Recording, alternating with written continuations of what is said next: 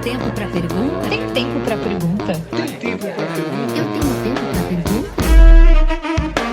Tem Tempo pra Pergunta, o podcast oficial do TDC.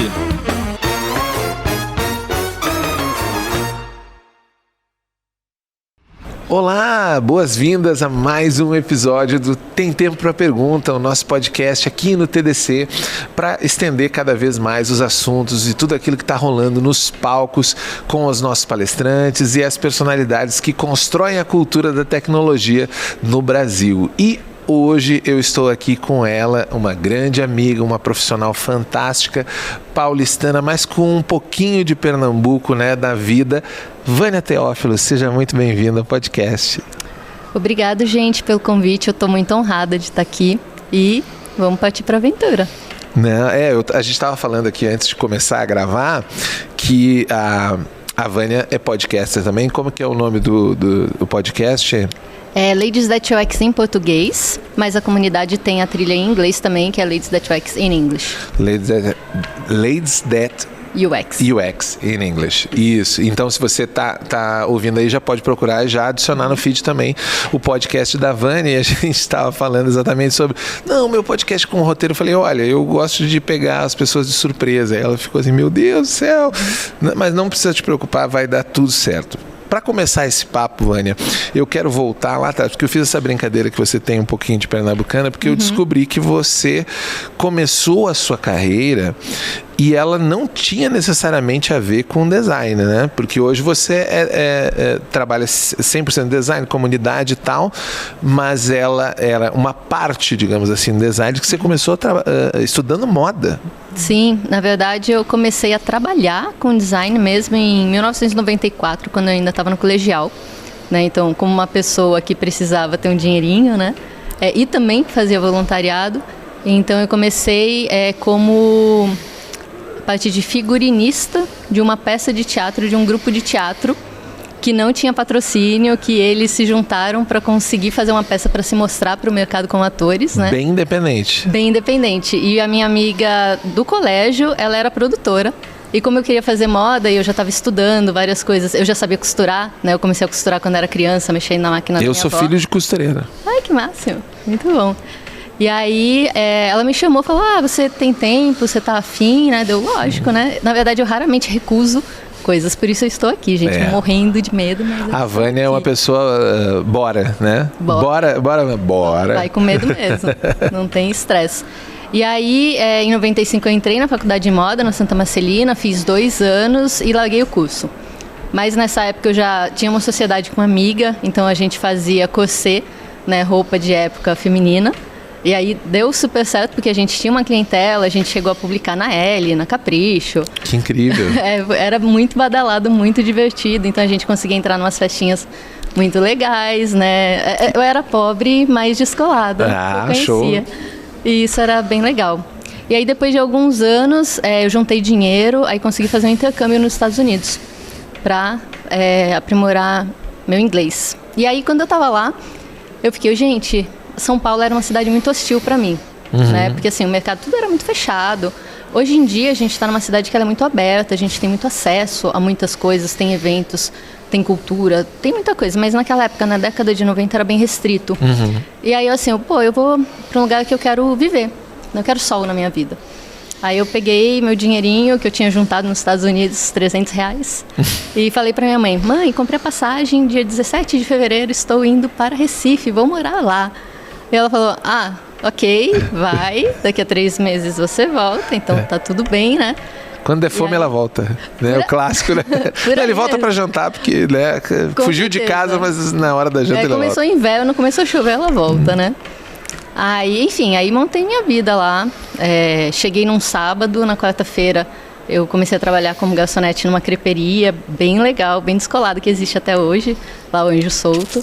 E aí fiquei 3 anos lá, e nesses 3 anos eu consegui montar minha casa, consegui estudar, aí voltei, fiz vestibular, aí entrei na Federal de Pernambuco em design.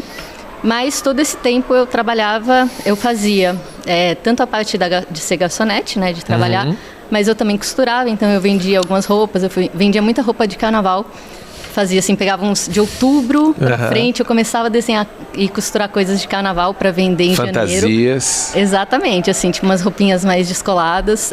E aí também comecei a fazer encadernação, né? Então eu fazia cardápio de vários restaurantes de Recife para tirar um extra também. E aí quando eu cheguei na faculdade tinha encadernação. E aí fechou tudo. Fui ser monitora e abri um ateliê de encadernação. Tive 9 anos. Que massa! Foi que me sustentou para essa vida. Nesse período. E eu vi no teu LinkedIn que você também fez mestrado em design um pouco tempo depois, né? Mas você foi pesquisadora por um tempo, né? Sim. Como que foi esse caminho na academia, né? Como pesquisadora? Então, eu sempre fui... Na verdade, eu tive sorte de fazer uma segunda faculdade do zero, porque na primeira faculdade, é aquela coisa, você é muito jovem, você não sabe o que você quer, então você vai pra balada, você vive a vida, né? Você aproveita. Aproveita. Na segunda faculdade, eu falei, cara, nessa daqui eu vou ser especialista. Então, eu tinha lá no semestre, cada cadeira que eu tinha no semestre, eu comprava o livro, eu me aprofundava, eu ia muito além do que eu seria ensinado, né? Porque eu estava com esse foco. Eu não sei o que eu vou fazer, eu queria fazer um monte de coisa. Na verdade, meu sonho era ir para a Itália para trabalhar em empresa de louça, essas coisas para cozinha, de cozinha, né? O design italiano, lindo. Design italiano de produto mesmo. De produto mesmo, produto industrial, né? E aí eu entrei em design de produto, mas o meu curso se transformou em design no segundo semestre. Estava numa época de transição do conhecimento dessa área, né? Porque o design veio do desenho industrial e ainda estava meio confuso ainda o que significava design, né? Exatamente. E lá tinha gráfico e produto, eles unificaram e colocaram muita tecnologia. Né? Então, assim, desde o meu começo, eu entrei em 2004 na faculdade e aí entrei em 2009 no mestrado, né? Eu emendei os dois. E aí, durante todo esse tempo, a tecnologia estava muito presente lá. Então, a gente tinha coisas muito manuais, muito vernaculares mesmo, de você ver cultura, manualidades. E tinham cadeiras que eram extremamente tecnológicas, né? E que a gente já falava sobre o design centrado no humano naquele momento, que foi a base do UX, né? Sim. E aí, durante esse tempo, eu fiquei dentro, eu consegui uma bolsa, né, para fazer um mestrado. E a bolsa, ela não era do meu curso, ela era uma bolsa da universidade que eles deram, foi um prêmio que eu ganhei, porque eles pegavam os pré-projetos, analisavam e os 17 melhores pré-projetos da universidade conseguiam ganhar essa bolsa, que era o que eles chamavam de bolsa empréstimo, que eram bolsas que sobravam, né? E eu passei em 17º lugar. Que legal, que bacana. E consegui. E aí eu me dediquei bastante e aí eu fiquei ali durante algum tempo trabalhando no laboratório, né, do professor André Neves, o GDR Lab, né? E aí eu fazia toda essa parte de pesquisa. Além da minha pesquisa, eu também trabalhava na pesquisa dos outros e coordenava algumas pesquisas, especialmente da galera da graduação, que estava tentando ter algum direcionamento. Eu estava muito focada em metodologia, meta-design, né? Que doido. Então, quem chegava e falava, odeio como que se fala? Esqueci o nome agora. As norma brasileira. Né? A BNT. Odeio a BNT. Gente, eu adoro a BNT. Olha só, ela deixa tudo padronizadinho, né? Isso é uma premissa de usabilidade, padronização e consistência.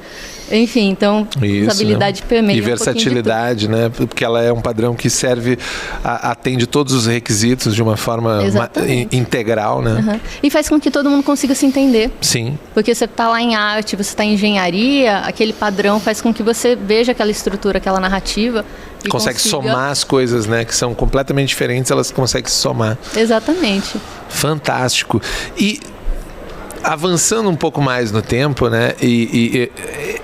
Me parece muito claro, mas isso principalmente para a galera que está nos ouvindo, não é uma coisa que está tão explícita, tão clara, o quanto que essa multiplicidade de interesses, de coisas que você fez, elas foram compondo a tua visão para o design na tecnologia. Faz sentido isso, né? Faz super. Porque, na verdade, hoje eu trabalho no design de experiência. E quando a gente fala em experiência, a gente fala de humanos. E o design, na verdade, quando você pega lá o comecinho do design, as primeiras anotações sobre o que é o conceito de design, a gente pode falar que é a capacidade da gente transformar o nosso meio ambiente. Então, toda vez que a gente transforma o que está ao nosso redor, a gente transforma por alguma necessidade ou por alguma expectativa, por algum desejo das pessoas que estão usando. aquilo. Então, assim, é uma coisa extremamente inata da gente querer melhorar, querer fazer com que as coisas funcionem, porque o ser humano, na minha visão, então, assim, a gente é movido pela preguiça, né? Então, queremos conforto, queremos praticidade.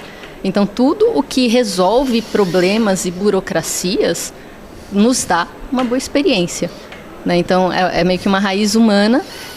E isso a gente pode aplicar, a experiência a gente pode aplicar para qualquer coisa. Você vai num restaurante, desde o prato, que é o design industrial, até a foto do cardápio, que é o design gráfico, o layout, a iluminação, enfim, todos os aspectos, o atendimento, né? Tudo é design, tudo é experiência. Então, assim, todas as áreas, por isso que é uma disciplina extremamente transdisciplinar, interdisciplinar, porque todo mundo consegue agregar para o design. O design mesmo como área, ele sozinho, ele é muito pobre. A gente precisa da antropologia, da psicologia, do marketing, enfim, de negócios, de tecnologia, de desenvolvimento. A gente precisa estar ali atuando com todo mundo para que a coisa realmente funcione e funcione para as pessoas, né? Porque só funcionar é muito fácil, funcionar para as pessoas que é... Aí é que é a chave do negócio. E é interessante perceber como isso que você falou dessa transversalidade, né? Desses parâmetros que atravessam todos os aspectos das relações humanas, que estão, né, desenhados dessa forma por diferentes áreas do design, eles se refletem de forma muito prática na tecnologia, né?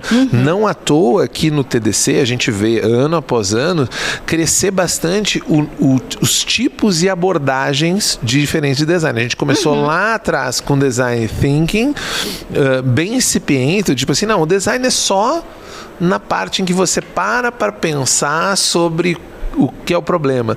Hoje você tem praticamente design de ponta a ponta do desenvolvimento de software e tecnologia, e isso colocou o designer não mais como um parceiro do desenvolvedor, mas como um colaborador direto, e até em certo nível, e aí eu gostaria de saber a tua opinião sobre isso, de transformar o próprio desenvolvedor em parte em designer também. Todas as pessoas, elas têm esse potencial de construção e de transformação. O Design Thinking, ele veio, na verdade, trazer o pensamento de design para pessoas que não têm formação em design. Então, porque quando a gente pensa... Eu gosto muito de uma analogia, eu vou viajar um pouquinho, mas eu já volto, tá, gente?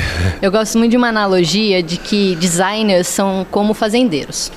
Então, você tem o fazendeiro que vai criar boi, você tem o fazendeiro que vai plantar cogumelo, você tem o fazendeiro que vai criar peixe.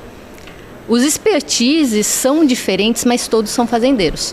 Todos estão, né, criando, cultivando coisas. Então, os designers também. A gente tem uma base de design que ela é muito transversal para qualquer tipo de aplicação. Então, os fundamentos, eles são muito iguais para todo mundo, né? Então, quando você pega um fazendeiro, ele vai precisar que aquilo se reproduza, que não tenha doença, né, que consiga ter uma sustentabilidade do negócio. E com design é a mesma coisa. Então, a gente, de uma forma geral, todas as pessoas envolvidas nesse processo, e eu acho que essa é a grande capacidade da pessoa designer dentro desse processo, é ela conseguir olhar para os vários expertises, fazer as conexões e tirar o melhor proveito, porque o Design Thinking, ele traz justamente um tripé. Né? Então, a gente tem atratividade para o negócio, tem que dar dinheiro, senão a gente vai ser demitido, vai morrer de fome. E o capitalismo, na verdade, o design é uma profissão capitalista, né? A gente nasceu da indústria, sem dúvida. Então é a grande vocação da nossa profissão. A gente tem a parte da tecnologia, né? Então ele tem que ser viável tecnologicamente, não adianta a gente pensar numa coisa muito mega maravilhosa, mas que a gente simplesmente não consegue construir, ou que alguém consegue construir, mas dentro da nossa empresa nós não conseguimos, né? Então isso acontece bastante, da gente sonhar e depois não volta. E a capacidade de produzir aquilo ainda e que a gente tem que usar sempre o ainda, né? Ainda é inviável dado o contexto econômico, né? Tem essa... Também, e regional. Regional, tem vários recortes. Vários recortes. E o terceiro tripé ele tem que ser atrativo para as pessoas, porque pessoas vão usar. Em última instância, as pessoas que são os usuários finais de qualquer serviço, de qualquer produto, seja o que for, desde um blazer até uma caneta, um acrílico bonitinho. sabe? Com um layout bacana. Enfim, tudo tem esse potencial de ser construído por pessoas, só que a gente não consegue saber construir tudo, né? E outra coisa também que o pessoal fala muito, que na verdade aqui é um pouquinho de polêmica, tá, gente? Só um pouquinho. Estamos aqui para isso. Eu ouço muito falando assim, porque o design tem que saber falar linguagem de negócios. Aí eu fico, gente, negócios, especialmente hoje em dia, tudo que eu tenho estudado, eu não sou especialista, mas eu estudo bastante até para minha atuação ser mais completa. O design, o negócio hoje, ele está com uma abordagem extremamente cliente-centrista. Então, o negócio está olhando para o cliente. Da mesma forma, TI também está olhando para o cliente. Então, o design, a gente, ao mesmo tempo que a gente tem que aprender múltiplas linguagens, a gente também tem que fazer com que essas pessoas saibam falar as nossas linguagens. Não é uma via de mão única, né? É um relacionamento. Então, em todas as empresas e projetos que eu trabalhei, sempre que deu certo, foi quando a gente conseguiu criar bons relacionamentos entre o time, entre as pessoas, entre os clientes, entre todos esses stakeholders, todas essas pessoas que vão circundar e vão interferir no projeto final. Sim, e pegando até esse ganchinho aí que tu falaste sobre cliente, né? E me parece que a simbologia do cliente é a pessoa enquanto consumidor, né? Ele é uma pessoa, mas me parece que tanto do ponto de vista tecnológico quanto do ponto de vista humano, o design ele talvez tenha uma condição de ir além da observação desse usuário, daquele que vai usufruir daquela tecnologia enquanto ferramenta, enquanto capacidade de suportar a preguiça dele, né? E para além dele enquanto ser consumidor, né? De uma forma mais estruturante. E isso me parece...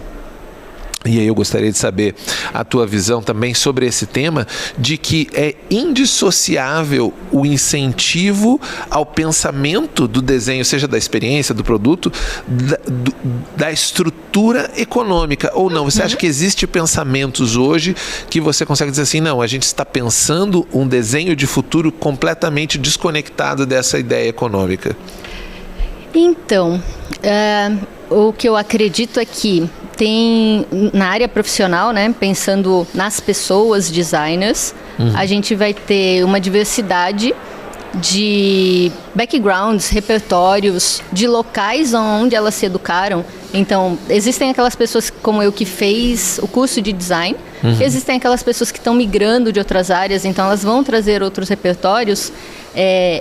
E aí, até certo ponto... E aqui é um pouco de provocação, um pouco de pergunta, porque eu não sei a resposta. Perfeito. Mas eu acho que a gente está muito fragmentado, de uma forma geral. Quando a gente fala de economia, a gente sabe que a gente está num sistema extremamente globalizado. Tem um BO que acontece lá no leste europeu, afeta o mundo inteiro. Completamente integrado hoje, Exatamente. Né? Hoje a gente não pode mais falar de cluster do ponto de vista humano. Tudo está integrado. O cara espirrou lá, pandemia global. Exatamente. Literalmente, infelizmente. Né? Literalmente. Então a gente tem uma enchente, a gente tem um incêndio, a gente sabe, quem acredita na ciência, acreditamos na ciência, sabemos que a mudança climática existe, a gente está num momento de incerteza porque ela existe, tá? Como é que ela vai ser? Não fazemos a mínima ideia, né? Então a gente vai ter que ter uma flexibilidade muito grande como humanos e também como profissionais. E aí eu volto para aquele ponto de que os designers, né, as pessoas que trabalham com design de uma forma geral, elas precisam ter um pouquinho, que aí tem uma das especialidades do design de experiência, que seria o service design, que tem uma vocação, e aí eu posso falar porque eu também já trabalhei nessa área, tem uma vocação um pouquinho maior de ter um olhar mais holístico, que é o que o design thinking propõe, a gente ter um olhar mais holístico. Né? Eu sei que não é fácil, porque no dia a dia a gente está lá trabalhando, está resolvendo... Existe uma pressão. Existe uma pressão. Então, assim, tem um limite do que a gente consegue fazer no nosso trabalho e na nossa empresa. E tem horas que a gente só quer desligar a TV, desligar tudo e falar, não, vou, né, simplesmente existir um pouco e não vou pensar sobre profissão e não vou pensar filosoficamente sobre nada, e tá tudo bem. Sim. Também a gente precisa ter esses momentos de escape, mas também, a gente também tem uma responsabilidade. Isso não é só das pessoas designers, é de qualquer tipo de profissional, em qualquer parte do mundo. Essa responsabilidade existe, você querendo ou você sabendo dela ou não, que é de você construir o mundo, o seu momento de mundo, tanto de agora quanto de futuro, porque você está nele. Então, assim, é um sistema, a gente está numa bola que está girando pelo espaço. Sim. E a gente está num sistema fechado. Então, assim, o que conecta um com o outro, o destino de todos é o mesmo. Sim. Né? Só tem um barco. Cada um está no seu barco. Não, estamos todos nesse literalmente barco. No mesmo barco. Então, tem trocentas reflexões aqui que a gente pode fazer, que a gente pode extrapolar. E aí, em vários níveis, né? Então, quando eu penso nas pessoas profissionais hoje, elas vêm de níveis de senioridade diferente. Então, assim, eu estou há 28 anos trabalhando com design, então eu já passei por vários perrengues em várias áreas, eu já cometi vários erros, né? Ainda cometo alguns, mas erros mais inovadores. Sim, novos erros. Novos erros, né? Porque a gente gosta de testar coisas, porque também só erra quem se arrisca. Com certeza. Né? Quem está sempre na zona de conforto. Não é ruim ficar na zona de conforto, gente. De vez em quando a gente precisa ficar e tá tudo bem. Tá? Não me confundam com coach. Tem que sair da zona de conforto. Não o tempo todo, de vez em quando sim, né? Mas, enfim. Até porque a gente estava conversando aqui em um outro momento e perguntaram assim, qual que é o melhor código? É aquele que não existe, porque eu não preciso criar ele, né? Ou seja, eu estou bem, eu não preciso criar um código significa que não tem problema, então ele não existe, né? Sim. Então, como você falou, às vezes a zona de conforto tá tudo funcionando, fica aí, tá ótimo. Sim, uma hora, eu acredito muito naquela coisa do retorno à média, né? Então nada é constante o tempo todo. Se tá tudo muito ruim, não vai ficar ruim para sempre. Se tá tudo muito bom, não vai ficar bom para sempre. Né? Então a gente precisa ter essa flexibilidade, essa maleabilidade de pensamento, de vida. Às vezes a gente tá na merda e tá horrível. Sim. Mesmo, mas passa. Né? Eu posso falar por experiência, passa. Não, eu tenho essa mesma experiência. Às vezes a gente olha pro horizonte e não passar. Mas é importante a gente deixar claro que você falou muito bem, né? A questão hoje do clima não vai passar se não tomarmos determinadas atitudes.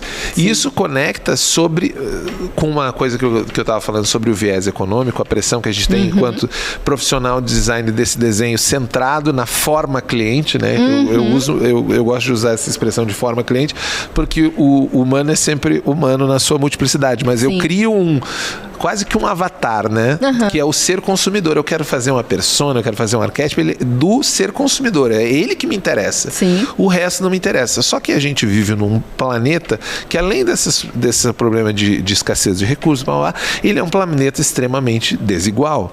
As questões sociais são muito importantes. E muitas vezes você vê que, seja na carreira da tecnologia, que eu já tratei aqui com outros convidados, na tecnologia mais específica do desenvolvedor, mas também na carreira de design, de que ela é inacessível, de que eu não tenho perspectiva. Porque hoje você tem, no espectro de educação, uma necessidade de curtíssimo prazo, de que eu preciso estudar algo que vai me gerar uma renda, porque o meu problema é a janta, entendeu? Não é o inverno, né?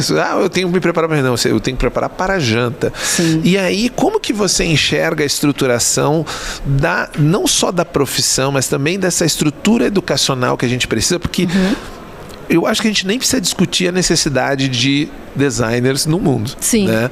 Mas como eu transformar e até pensando no Brasil, tá? Como um diferencial competitivo, como um diferencial regional para enfrentar a desigualdade a partir da carreira de design, por exemplo. Sim. Então, isso a gente tem... E quando eu falo a gente, eu vou falar assim, várias pessoas com quem eu converso, das comunidades de design, de UX, pessoas com quem eu me relaciono. Eu vejo que a gente está num dilema, na verdade, num momento de grande incerteza, no sentido de que a gente tem... O design, ele é uma carreira que ele veio de uma formação elitista, né, branca, antropocêntrica e elitista.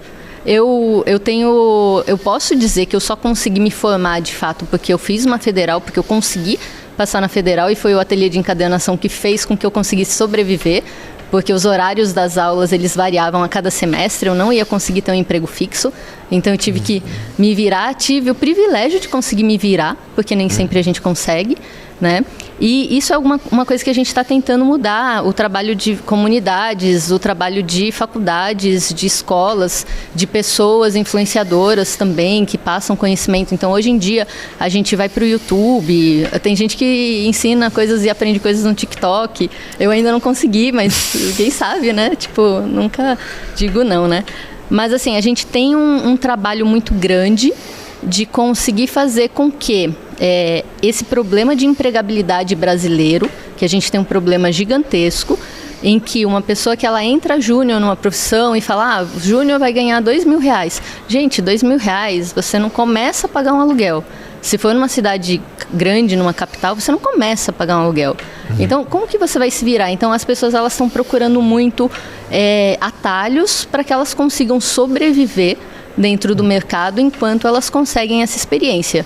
E com a pandemia, né, imagino, a gente teve uma aceleração muito grande da necessidade, porque a necessidade, tipo, faz 20 anos que a gente fala, a gente precisa de designers no mercado, a gente precisa capacitar pessoas, a gente precisa capacitar fora dos grandes centros, a gente precisa de capilaridade no Brasil, a gente precisa chegar em Roraima, a gente precisa chegar no Acre, a gente precisa chegar no Mato Grosso, a gente precisa chegar em todos os lugares. Atitudes, né, e projetos estruturantes e não apenas reações ou atividades pontuais, né? Exatamente. Então, em certo momento, a pandemia trouxe um alívio muito grande com o full remoto, porque a gente conseguiu ver pessoas... Eu trabalho com pessoas que estão em outros estados, em outras cidades, né?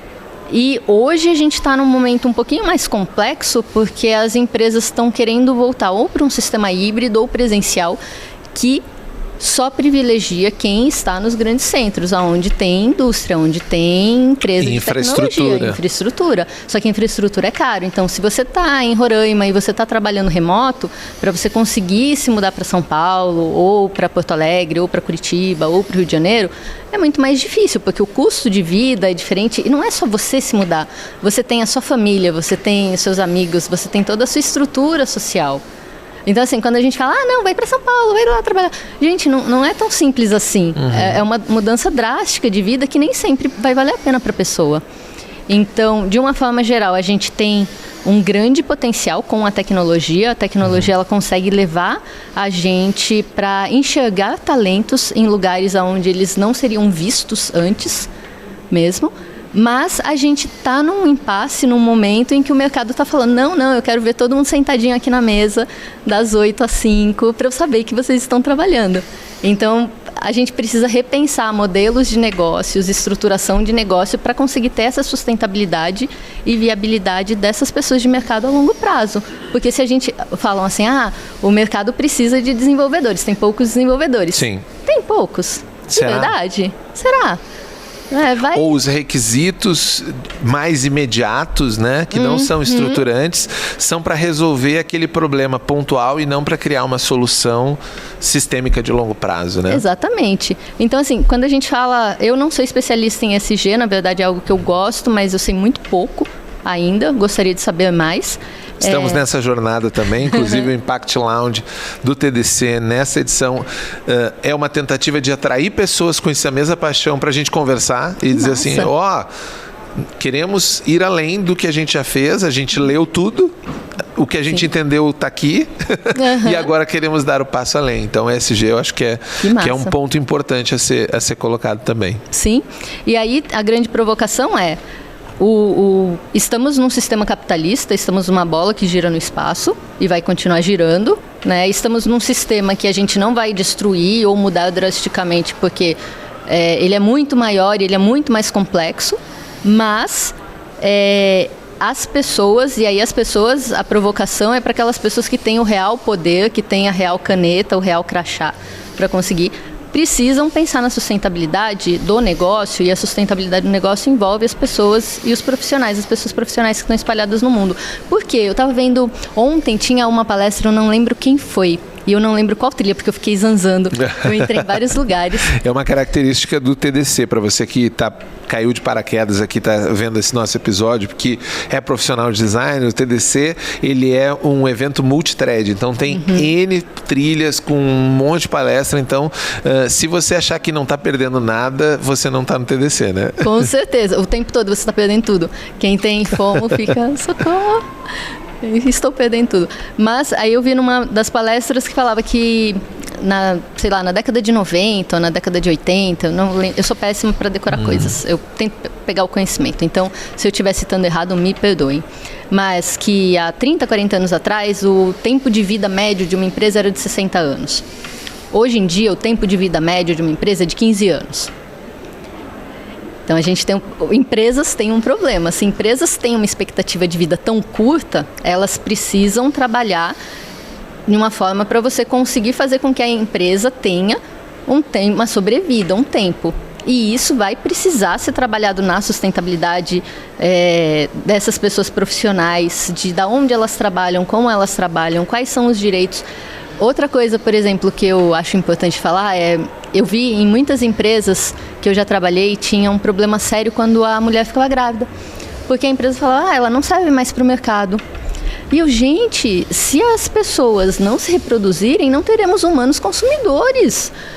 Assim, a gente tem que louvar as mulheres que desejam engravidar e que desejam formar famílias com seus maridos, suas esposas, porque é o futuro do consumo, gente. Então, assim, se a gente não faz pessoas, a gente não faz negócio. Sim, precisa ter gente no mundo, né? Senão, se diminuir demais, também não adianta. Exatamente, né? Quem vai vender para quem? Né? Aí, ainda não compra, né? Ainda não consome. E se consumir, provavelmente vai ser aí que vai fazer parar aí. Então, talvez a gente até, né, pensando no Exterminador do Futuro, né?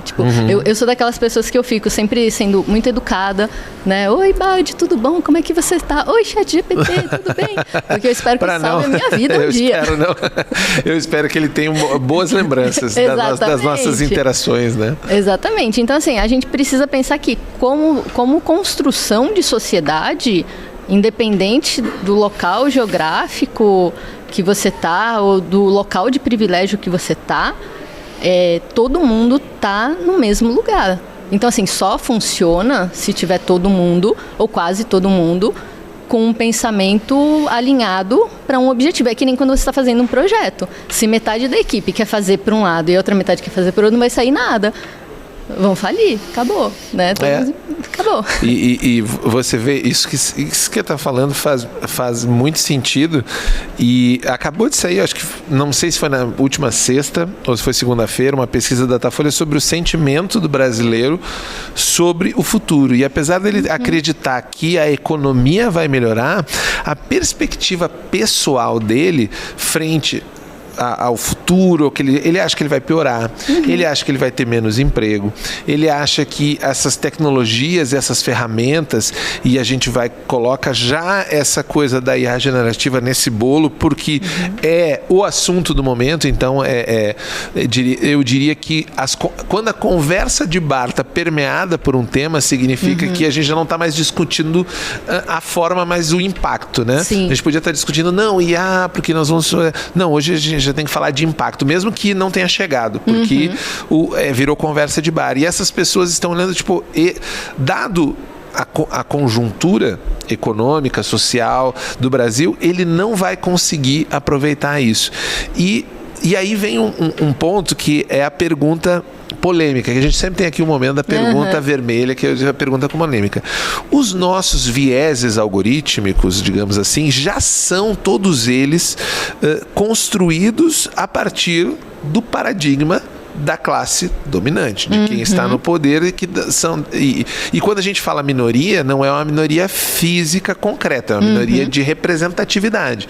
Sim. Logo, quando a gente está falando que está chegando uma IA aí, o impacto me parece ser muito similar ou talvez ainda pior nessa estrutura que é dominada por uma ideia de exclusão.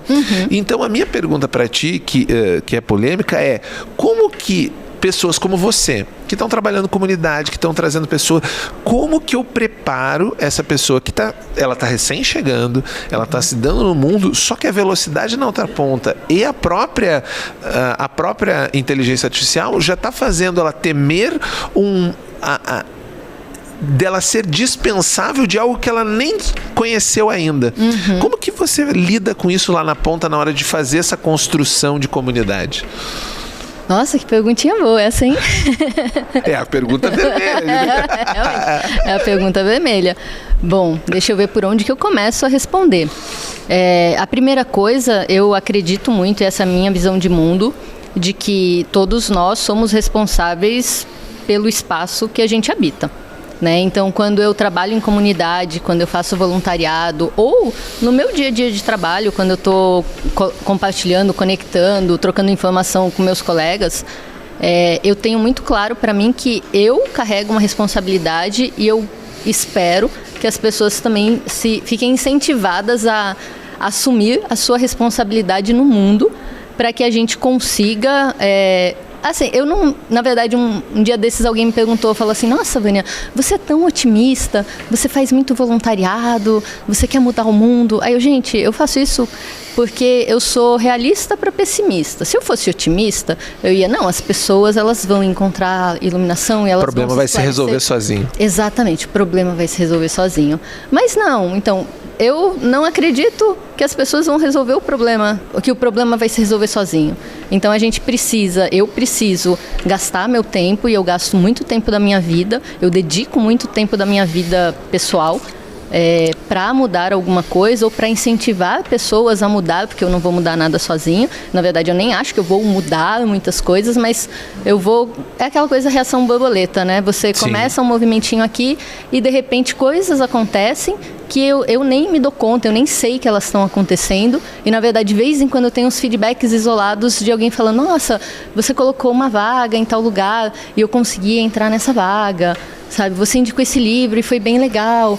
Nossa, a comunidade, eu faço parte de uma comunidade, né? Eu sou a representante na América Latina, eu sou a diretora da América Latina da Ladies That UX.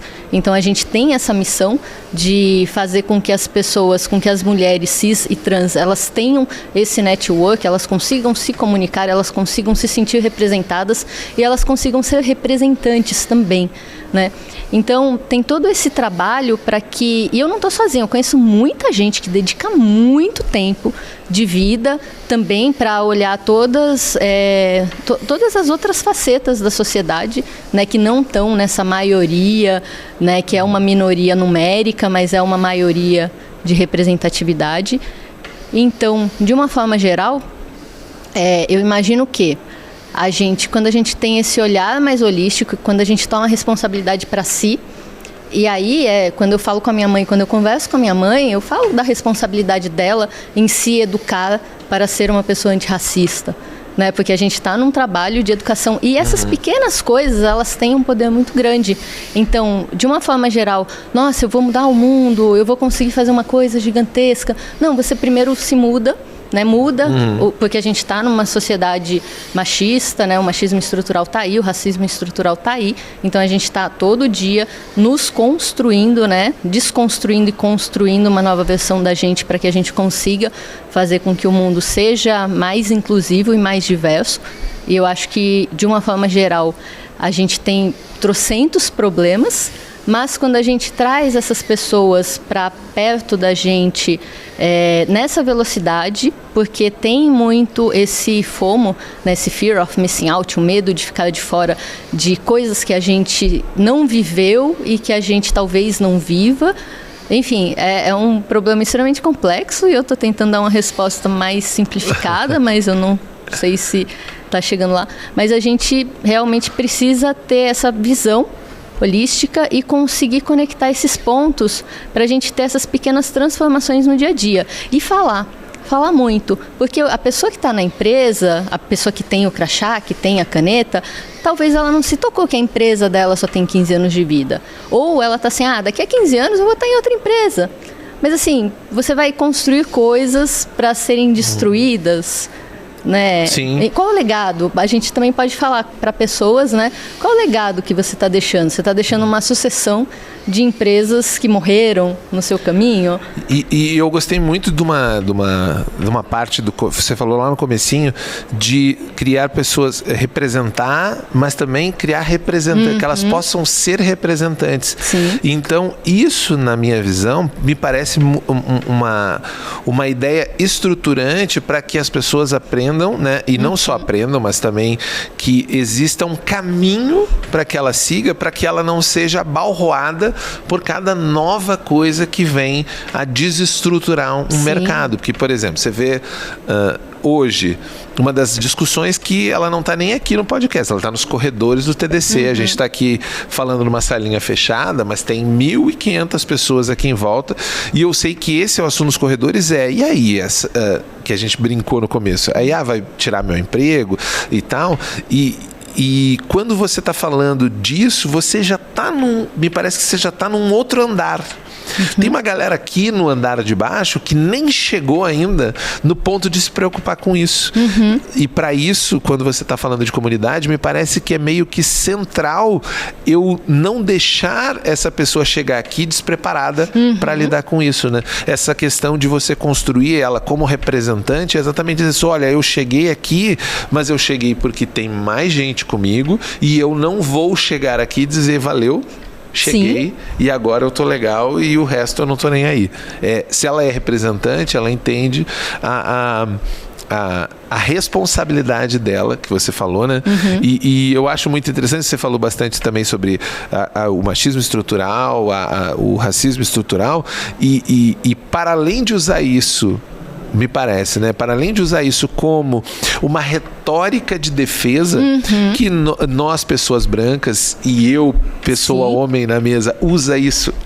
não, gente, é que foi estrutural, desculpa, eu preciso aprender mais. Mas perceber-se que isso é ação e não percepção. Sim. E eu enxergo... seja numa perspectiva profissional ou pessoal, de que todo momento em que você sai de uma discussão, porque nessa mesa só tem 2 pessoas brancas e eu não vou falar de racismo, eu estou perdendo uma oportunidade de dizer, é problema nosso. Sim. Né? Porque quem não é, né, branco, ele não tem esse problema. Esse problema é a gente que causa, logo nós temos que conversar e a pessoa que está ouvindo tem que se preocupar com isso. E não pode ser, na minha visão, e até gostaria de saber da tua opinião sobre isso também, não pode ser algo à parte, sabe aquela coisa anexa? Não, eu tenho a minha atuação profissional e essa coisa social é um anexo, se eu tiver que lidar com isso eu vou resolver. Não, ela é meio uma completude, né?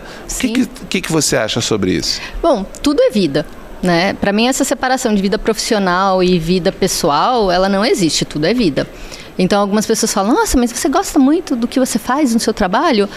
Aí eu sempre me pergunto, porque na minha visão, eu gosto do meu trabalho porque eu vivo 8 horas com ele, pelo menos, todos os dias, de segunda a sexta. Então, se eu não gostar, tô ferrada, eu vou viver num relacionamento frustrante durante 40, 50 anos da minha vida. Então, assim, é também uma responsabilidade nossa gostar do que a gente faz. Faço coisa chata? Muito. Faço coisa que é perrengue, bomba, que eu tenho que resolver, que vai ser complicado? Faço. Então, assim, não tem tempo ruim. Mas eu faço querendo fazer, gostando de fazer, porque é aquela troca, né? Eu vendo meu tempo de vida por dinheiro para que eu consiga realizar coisas, né? Para que a Vânia, pessoa com preguiça, possa existir de uma maneira mais confortável. Então, é uma relação de troca. E nós, como indivíduos, a gente precisa perceber nessa relação de que a nossa vida é uma construção inteira. Então, enquanto a gente está dormindo, a gente é a mesma pessoa. Quando a gente acorda, a gente é a mesma pessoa. Quando vai para o trabalho, quando está escovando o dente, quando está no ônibus, quando está assistindo Netflix. Então, de uma forma geral, tudo se permeia. E essa ação que a gente fala a gente tem esses grandes problemas de machismo estrutural, racismo estrutural. A gente tem milhares de problemas que são estruturais, que a gente luta contra eles. Muitas vezes a gente perde, algumas vezes a gente ganha, né?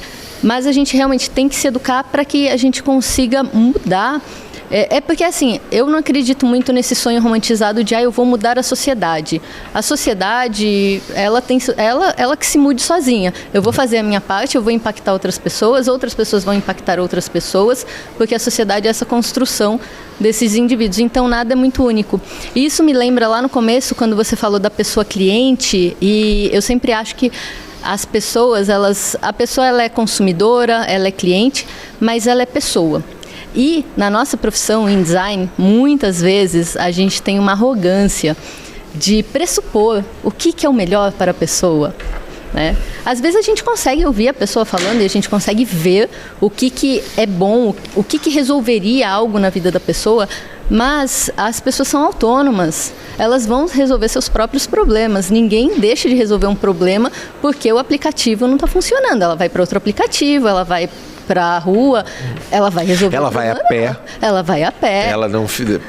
acabou minhas opções aqui, eu não consigo chamar uma condição, eu vou a pé. Exatamente. Então, assim, você se vira. Você não vai deixar de fazer uma coisa porque o app travou. Isso não existe.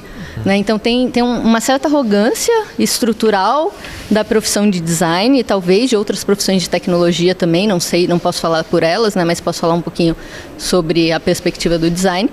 E essas pessoas, elas são completas. Quando eu faço muita pesquisa com pessoas, entrevisto, converso, né, faço os testes e tal, e as pessoas, elas trazem muitas coisas porque elas são as reais usuárias desses sistemas. Então, muitas coisas que eu nunca ia imaginar, e eu adoro isso porque a gente sempre chega com uma pesquisa com várias hipóteses, né? Então, a gente, vamos validar essas hipóteses. E aí a gente tem aqueles plot twists, né? Sim. Nossa, que interessante. Nunca imaginei que essa pessoa ia gostar disso. Nunca imaginei que ela ia odiar isso. A gente estava fazendo tudo tão certinho. Né? Então, assim, as pessoas, elas têm essa riqueza. E aí, voltando para aquele sistema complexo, globalizado, né? Quando a gente fala, temos uma cultura europeia, branca, estruturante, e isso estrutura os nossos vieses de tecnologia, os nossos códigos. A gente sabe que tem problema, a gente tem muitos problemas, problema não falta. Racismo algoritmo, preconceito algorítmico. Exatamente. E aí, qual que é o ponto? A gente precisa, de fato, olhar para esses problemas e educar essas pessoas que estão ao nosso redor para a gente conseguir com que os nossos projetos tenham efeito, só que sabendo das nossas restrições. Então, uma pessoa por exemplo, São Paulo é uma cidade extremamente múltipla. A gente vai ter aquela pessoa extremamente culta que estudou no melhor colégio, definindo aqui melhor colégio, sei lá. Enfim, e a gente vai ter aquela pessoa que teve pouquíssimas oportunidades. Elas vão ter problemas muitas vezes que são muito parecidos. Talvez elas resolvam de formas parecidas, mas globalmente a gente tem recortes que vão ser extremamente diferentes. Então, a gente precisa ter esse olhar muito múltiplo para saber para quem que a gente está resolvendo isso. Porque se a gente não sabe o para quem ou por que a gente está resolvendo isso, a gente nem sabe se a gente está resolvendo alguma coisa. E eu me lembro agora, e dado o tempo, a gente já vai começar a se encaminhar para o final, mas eu lembro uma discussão pouquíssimo tempo atrás, mas eu acho que ela ainda é muito presente de quando a gente começou a brotar aplicativo de tudo, né? Sem dúvida, as App Stores e o modelo de mobilidade que a gente criou, né? Esse desenho de uma sincronia em rede a partir de sistemas de dados móveis, e que nós estávamos muito mais focados no efeito do aplicativo do que necessariamente de o que ele fazia na ponta e se eu conseguia acessar, né? Porque eu via muito aplicativo que matava a bateria do usuário porque a bateria não funcionava. O aplicativo que ficava pedindo recurso para a rede, e aí o cara não tinha mais dados, não tinha pacote de dados, porque o aplicativo toda hora perguntava alguma coisa, ele tinha que trocar. Então, essas coisas que eu vejo que são particularidades do design, e eu sou um cara que chegou depois no design, né? Toda a minha carreira acadêmica e profissional foi da administração, e eu gostava muito de design, fui aprendendo, estudando, e hoje estou mais no design, perceber que no frigir dos ovos, no final das contas, a gente fica muito focado em entregar algo que parece fantástico, um pouco tu falou lá no meio, né? Mas que não necessariamente considera o grande escopo de pessoas que vai usar. Eu faço um recorte e não, o meu aplicativo é pra gente de iPhone. Quanto representa a pessoa que tem iPhone, né? Ah, não, o meu aplicativo a pessoa tem que ter no mínimo X megabytes de memória no coisa. Quanto representa isso?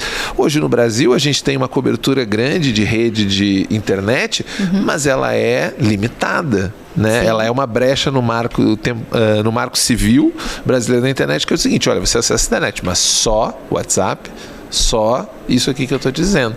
E enquanto que a gente, desenhando coisas, a gente não está olhando essa extensão, né? Onde que eu posso, como que eu posso quebrar essa hegemonia, né? E eu acho que as carreiras de design, inclusive, que é o ponto que eu quero puxar para a gente tentar fazer um fechamento aqui na visão do profissional de design que está na tecnologia, como que eu transformo essa carreira de design no ensino, que, como você falou, né, o design é o fazendeiro com muitas com fundamentos e com muitas saídas práticas. Como que eu transformo a formação educacional ampla para eu não fazer esse design no sentido mais aberto e não tão específico quanto eu falei, ficar só preocupado com como que ele vai resolver a janta, né? Como que ele vai pensar aquilo a partir da estrutura que ele está, e aí pensar sustentabilidade, pensar como que eu construo isso. Você já parou para pensar numa resposta? Porque eu acho que, eu não espero que você tenha uma resposta, mas você já pelo menos parou e pensou, olha, pensei que por aqui poderia ser um caminho. Eu acho que eu já pensei nisso, na verdade é algo que eu venho pensando há algum tempo, porque eu vejo muito essa ansiedade, a gente fala muito da incerteza, da rapidez, da velocidade das coisas, mas ninguém se transforma em um designer iniciante para um designer com mais experiência em pouco tempo, não existe fórmula mágica, você precisa, aí o que eu falaria para as pessoas são, respira. O que você tem hoje, você tem que pagar boleto hoje, então você vai fazer o job que vai te pagar boleto. Em paralelo, mas sem causar ansiedade, sem ficar naquela correria, porque a vida, ela, na minha visão, ela não tem que ser uma corrida. A vida, ela é para ser vivida, né? Eu tenho muito claro para mim que o sentido da vida para mim é a gente tem que ser feliz. A gente nasceu para ser feliz, né? Temos que trabalhar, temos que pagar boletos, temos que fazer coisas que a gente não gosta, tipo matar inseto, sabe, quando entra voando pela janela. Enfim, tem essas coisas, né, que a gente tem que fazer, mas o princípio fundamental é nós nascemos para ser feliz, né? Humanos são criaturas preguiçosas que precisam dessa felicidade. Então, respira. Primeira coisa, respira. Você sabe qual é o caminho? Não. Provavelmente não. Quando eu comecei lá, eu comecei em moda, depois eu passei por design industrial, depois eu fui para engenharia do papel, eu dei aula de pop-up, nossa, eu fiz um monte de coisa. Depois eu fui para a parte de usabilidade, aí eu trabalhei com meta design, trabalhei um pouquinho com gamificação, design de jogos, enfim, fiz trocentas milhões de coisas. Lá no começo, eu não fazia ideia de tudo que eu ia fazer, e eu sei que eu ainda não fiz nem metade do que eu vou fazer. Que ainda há caminhos novos a explorar. Que ainda há caminhos. E essa que é a coisa gostosa do design. Porque é gostoso e não gostoso ao mesmo tempo. Porque antigamente, quando a gente pensa, século passado, tá, eu vou conseguir um emprego, eu vou bater carimbo durante 30, 40 anos, eu vou me aposentar e eu vou morrer, né? E com o mundo moderno, a gente tem a oportunidade de viver. Né, de viver vidas em que nós somos protagonistas, em que a gente consegue ter esse protagonismo do que eu vou fazer hoje. Hoje eu tenho que pagar boleto, tenho que me virar? Vou me virar. Vou sobreviver, vou respirar, vou acordar para um novo dia e no dia seguinte, eu gosto desse assunto, nossa, isso é interessante, explore. Tem coisas que você acha que você vai gostar, que vai ser uma delícia. Só que a dica é, nenhum trabalho é delicioso o tempo todo. Se fosse, não seria trabalho. Então, assim, coisas que você gosta muito de fazer, não faça para trabalho, faça como hobby. Porque encadernação, eu amava fazer encadernação, até virar minha subsistência. Faz anos que eu não costuro um caderno. Aí não ficou tão legal. Porque assim, aquilo vira, você tem que fazer entregas e tal. Hoje em dia eu faço sabonete. E alguém fala, você faz para vender? Não, é meu hobby. Eu faço quando eu quero, porque eu quero... Porque é meu hobby, senão eu vou estragar isso e eu vou perder esse momento. Então assim, respira. tem situações, a gente tem um problema gigantesco de empregabilidade no Brasil, a gente tem um problema gigantesco global de transição, de expertises, de pessoas indo e vindo. O design, ele pode ser muito democrático se a gente quiser, só que a gente tem uma responsabilidade de trazer para junto da gente aquelas pessoas que estão iniciando. As pessoas que estão iniciando também têm a responsabilidade de praticar escutativa. Às vezes a gente vê a pessoa, gente, isso vai dar ruim. E a pessoa, não vai não, que eu quero fazer assim. Olha, vai dar ruim, eu já fiz isso, deu muito ruim. Então, assim, aprender a ouvir um pouco mais. Né? Aprende a ouvir um pouco, porque existem atalhos. Muita gente já passou por muita coisa. Sim. E assim, você não precisa inventar a roda toda vez que você vai iniciar um projeto. E a sua vida, ela vai... O design, ele proporciona isso. E, na verdade, eu acho que todas as carreiras de tecnologia, desenvolvimento, eu imagino, a pessoa começou numa linguagem, de repente foi para outra linguagem, aí viu uma onda e gostou, e foi migrando, porque é muito fluida essa construção de carreira. Então, assim, primeira coisa, respira. Se concentra no boleto, porque você tem que jantar hoje. Isso é muito importante, de barriguinha vazia, todo mundo é triste, né? E vai explorando. Tem coisas que você vai gostar muito, tem coisas que você vai fazer que você vai odiar e que às vezes você gasta recurso financeiro, gasta tempo, porque você idealiza, romantiza. Design é extremamente romantizado. Muita gente faz propaganda de júnior a sênior em 6 meses. Comece a trabalhar e em 3 meses você vai ganhar 15 mil. Gente, isso não é realidade. Tipo, não é realidade, sabe? É uma fantasia narrativa que favorece quem está vendendo ela. Exatamente, né? E assim, enfim, desconfiem, porque o golpe tá aí, tem muito golpe rolando. Cai quem quer. Eu não acho nem que é cai quem quer, porque assim, a galera que dá golpe, os caras são... Tá ficando profissional. A galera, nossa, assim, tipo, é complicado, é muito perigoso. O povo realmente estuda e é bom no que faz para dar golpe, né? Para dar golpe, enfim. Mas é isso, respira. Respira e pensa, tipo, você não é seu crachá. Se eu sou júnior, seja júnior. Aproveite, seja... Gente, quando eu penso na época que eu era júnior, era tão gostoso. Eu tinha tão pouca responsabilidade. Eu podia fazer um monte de coisa, eu experimentava muito. Quando eu era pleno, eu tinha ainda uma movimentação legal. Eu podia fazer outras coisas, tinha mais autonomia, porque já me deixava andar sozinha. Sênior. Enfim, então assim, vai construindo essa carreira e vai respirando, porque não é de hoje para amanhã. A vida não acontece de hoje para amanhã. A tecnologia pode parecer que está voando, que está indo muito rápido, mas quem usa a tecnologia são pessoas, e a tecnologia, na minha visão, vai se adequar ao tempo das pessoas e não a gente se adequar ao tempo da tecnologia. Maravilha, Vânia, nosso papo rendeu incrivelmente. E para fechar, dado o nosso tempo, a gente está criando uma tradição, já que estamos começando o podcast, então estamos no processo de criar tradições, que é pedir porque o pessoal da tecnologia, desenvolvedor, e acho que um pouco os designers também, está sempre com a sua mochila, né, para lá e para cá.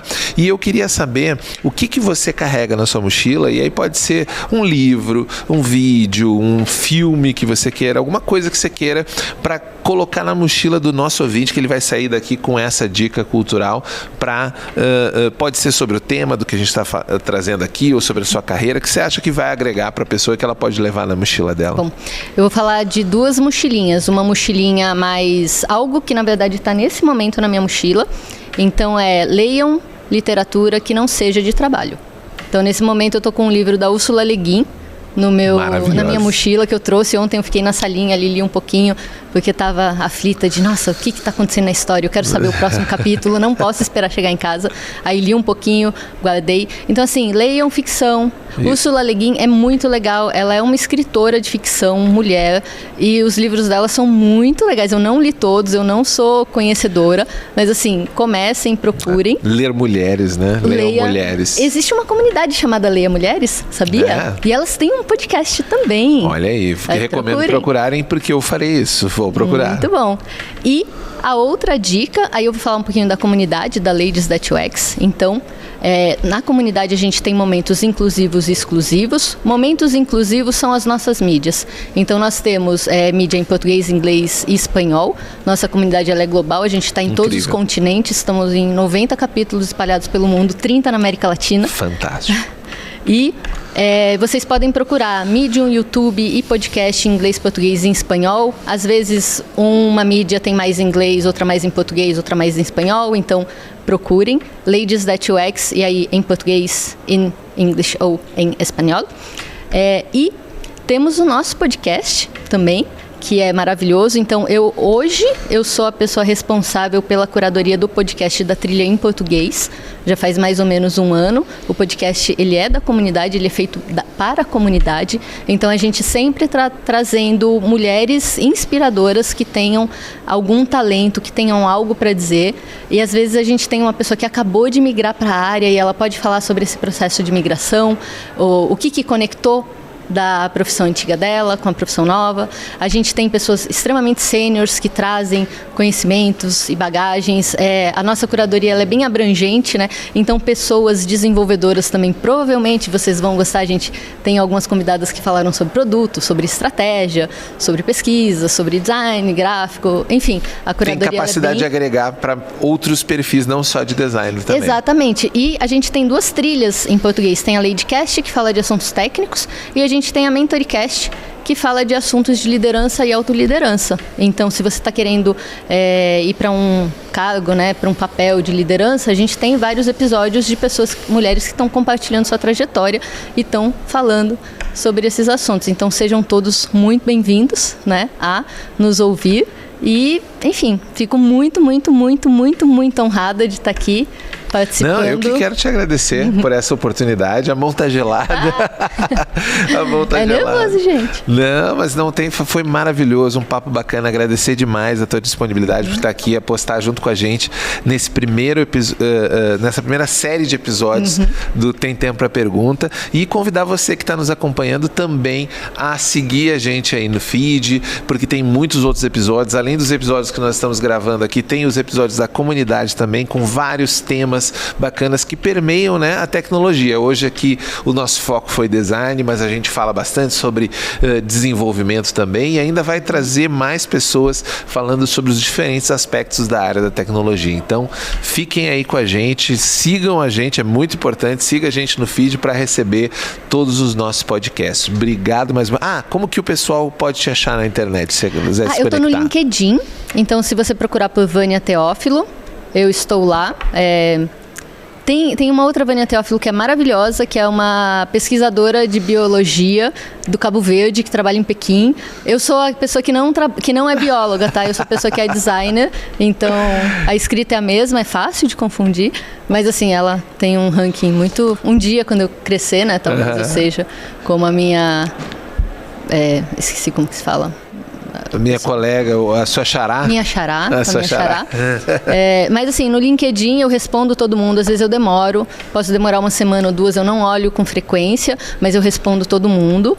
Tá? Então, assim, se eu demorar é por causa do tempo mesmo, porque eu tenho que gerenciar esse processo de vida pessoal e profissional que é a mesma. Com certeza. Então, fica aí a dica, adicionem a Vânia no LinkedIn, adicionem a gente no feed e eu espero vocês aqui no próximo episódio. Tchau, galera. Até mais. Tchau, pessoal. Tem tempo para pergunta? Eu tenho tempo para pergunta? Tem tempo para pergunta? Tem tempo para pergunta? Eu tenho tempo para pergunta? Tem Tempo para Pergunta, o podcast oficial do TDC.